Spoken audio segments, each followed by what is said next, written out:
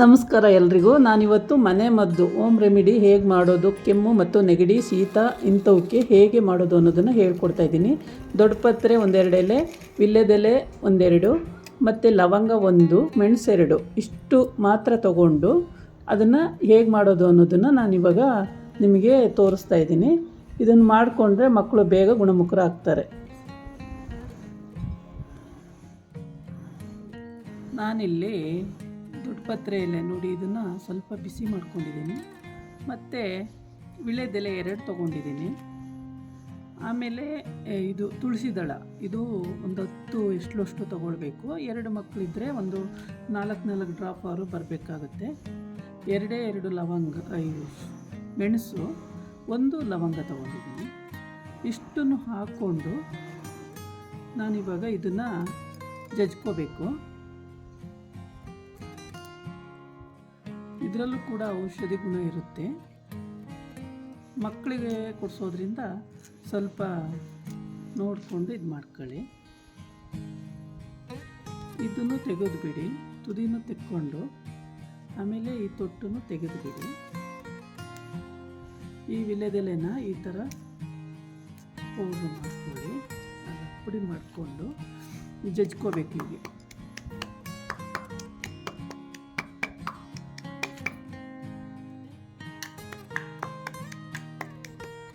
ಈ ರೀತಿ ಇದನ್ನು ಗುದ್ಕೊಂಡು ಅಥವಾ ಜಜ್ಕೊಂಡು ಇದ್ರ ರಸನ ಇನ್ನೊಂದು ಬಟ್ಲು ಇಟ್ಕೊಂಡು ಅದಕ್ಕೆ ಈ ಥರ ಹಿಂಡ್ಕೋಬೇಕು. ಹಿಂಡುವಾಗ ನಿಮಗೆ ಹಿಂಡೋದು ಕಷ್ಟ ಆಗುತ್ತೆ ಅಂದರೆ ಒಂದು ಕಾಟನ್ ಬಟ್ಟೆ, ವೈಟ್ ಬಟ್ಟೆ ತಗೊಂಡು ಅದರಲ್ಲಿ ಹಾಕ್ಕೊಂಡು ಕೂಡ ಹಿಂಡ್ಕೊಳ್ಬೋದು ಗಟ್ಟಿಯಾಗಿ. ಆಮೇಲೆ ಇದನ್ನು ನಾವು ನೈಟು ಊಟ ಎಲ್ಲ ಆಗಿ ಮಲಗುವಾಗ ಕುಡಿದ್ರೆ ತುಂಬ ಬೆನಿಫಿಟ್ ಇರುತ್ತೆ. ಬೆಳಗ್ಗೆವರೆಗೂ ನಾವು ಇನ್ನೇನು ತೊಗೊಳ್ಳೋದಿಲ್ವಲ್ಲ, ಹಾಗಾಗಿ ಇದ್ರದ್ದು ಔಷಧಿ ಗುಣಗಳು ವರ್ಕ್ ಮಾಡ್ತವೆ. ಮತ್ತು ಮಕ್ಕಳಿಗೆಲ್ಲ ಕೆಮ್ಮಿದೆ, ಆಗದೇ ಇಲ್ಲ, ತಡ್ಕೊಳ್ಳೋದಕ್ಕೆ ಆಗಲ್ಲ, ಆವಾಗ ಕುಡಿಸ್ಬೇಕು ಅನ್ನಂಗಿದ್ರೆ ದಿನಕ್ಕೆ 3 ಟೈಮ್ ಮಾಡಿ ಒಂದು ಕಾಲು ಸ್ಪೂನಷ್ಟು ಮಕ್ಕಳಿಗೆ ಕುಡಿಸ್ಬೇಕಾಗುತ್ತೆ. ಇದನ್ನು ಕುಡಿಸೋದ್ರಿಂದ ಕೆಮ್ಮು, ಕಫ, ನೆಗಡಿ ಎಲ್ಲದೂ ಕೂಡ ಹೋಗುತ್ತೆ. ತುಂಬ ಕೆಮ್ತಾ ಇರ್ತಾವಲ್ವ ಮಕ್ಕಳು, ಇದು ತುಂಬ ಒಳ್ಳೆ ಹೋಮ್ ರೆಮಿಡಿ. ಈ ಥರ ನೀವು ಮಾಡೋದ್ರಿಂದ ಮಕ್ಕಳಿಗೆ ಬೇಗ ಕಫ ಮತ್ತು ಜ್ವರ, ಕೆಮ್ಮು ಏನೇ ಇದ್ದರೂ ಬೇಗ ವಾಸಿಯಾಗುತ್ತೆ. ಇದನ್ನು ತುಂಬ ಸುಲಭವಾಗಿ ಕೂಡ ಮಾಡಿಕೊಂಡು ಮನೆಯಲ್ಲೇ ನಿಮ್ಮನೇಲಿ ತುಳಸಿ ಮತ್ತು ದೊಡ್ಡ ಪತ್ರೆ, ಮೆಣಸು, ಲವಂಗ ಇದೆಲ್ಲವೂ ಇದ್ದೇ ಇರುತ್ತೆ, ವಿಳ್ಯದೆಲೆ ಎಲ್ಲದೂ ಇದ್ದೇ ಇರುತ್ತೆ, ಮಾಡ್ಕೊಳ್ಬೋದು.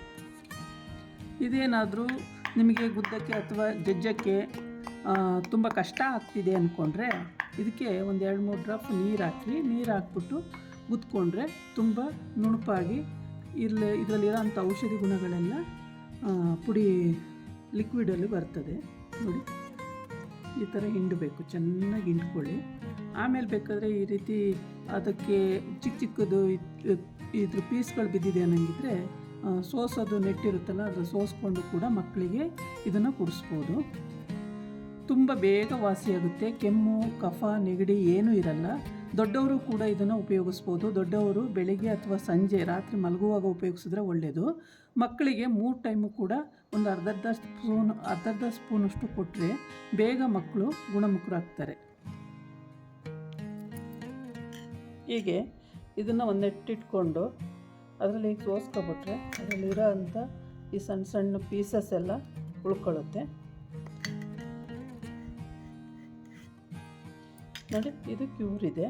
ಇದು ಪ್ಯೂರ್ ಇರೋ ಅಂಥದ್ದನ್ನು ಒಂದಿಷ್ಟಿಷ್ಟು ಒಂದೊಂದು ಮಗುಗೆ ಕೊಡ್ತಾ ಬನ್ನಿ.